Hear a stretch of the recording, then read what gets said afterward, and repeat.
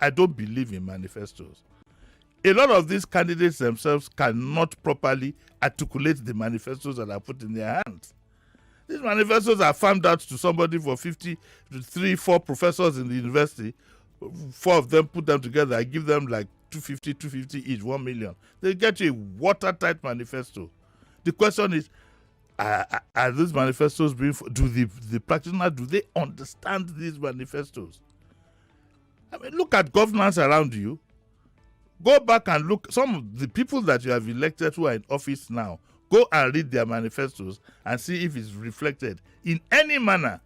You have all kinds of acronyms for this agenda and that, this and that, this and that. The basics are not met.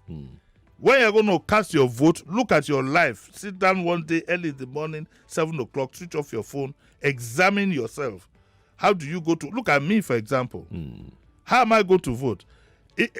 In Lagos here, I live just about 5 kilometers, or how many kilometers? It's about 10 minutes drive from where my office is. But in order to get to work, I have to rent another place nearby because of traffic. So I'm not interested in any economic agenda.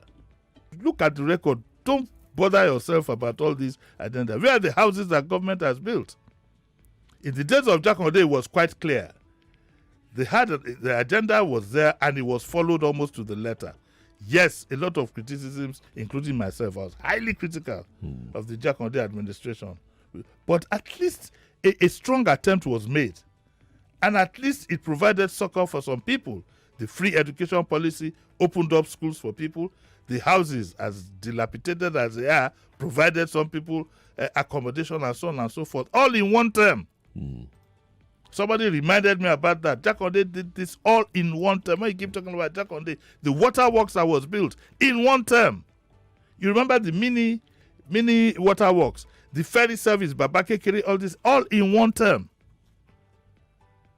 4 years. 4 years. One term, all in one term. So it's not about development. It's good to have a plan. Don't get me wrong.